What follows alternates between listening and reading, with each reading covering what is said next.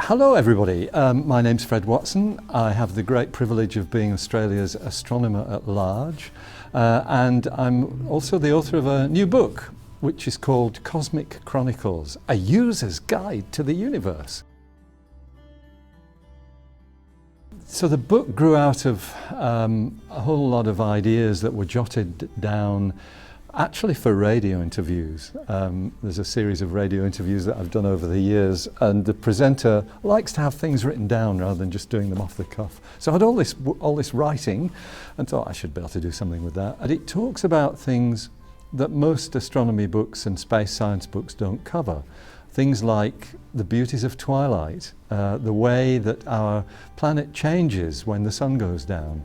I talk about citizen science, there's a chapter on that. There's a chapter on the burgeoning space economy, chapter on all the stuff that nature throws at us from space, the meteorites and things of that sort. So it covers lots of things that you wouldn't find anywhere else, as well as the big picture. Did I not? My childhood was spent frequenting something called the Central Library in the city of Bradford, which is where I grew up in Yorkshire. Bradford is an industrial city, but I grew up on the western outskirts in a place which is very famous because it's where the Bronte sisters wrote their books, on the edge of Bronte country.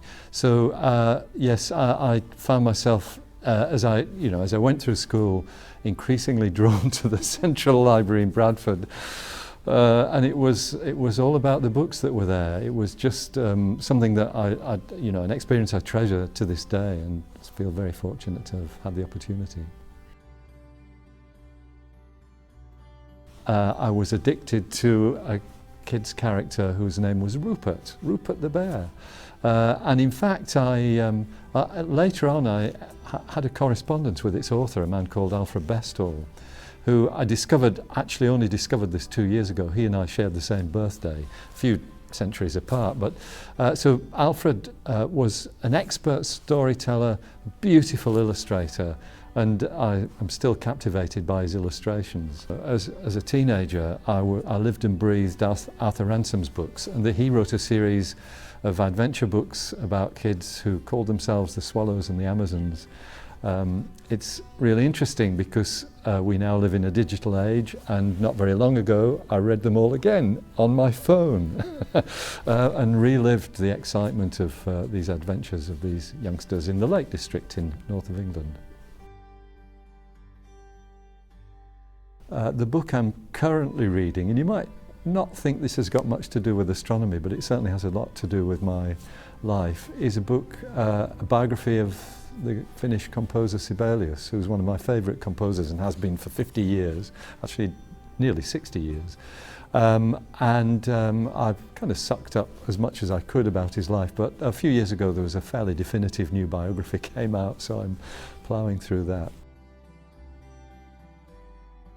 When I was a kid at school, I used to sketch things all the time, and actually it turns out that I was quite good at it. So that I gave up on pretty well when I left school. I used to illustrate my physics experiments at university with all these artistic drawings. So I got good marks, even though the physics was rubbish. The drawings were great, of all the apparatus. And that somebody saw what I'd done 50 years ago and said, actually 60 years ago, it really is 60 years ago, and said you should still be doing this. And I needed some diagrams for Cosmic Chronicles, so I got my pens out. Actually, I didn't get my pens out because they are long gone. This same person provided me with new pens and all these modern washes. And so there's a few diagrams like that in Cosmic Chronicles, which are not particularly artistic, but it gave me the bug again. And I've now started doing these cartoons with quirky astronomy ideas, which will probably find their way into the next book. So that's something that I'm really enjoying. And the other thing I really enjoy is getting on my bicycle and going around the Narrabeen lakes. That's the real relaxation.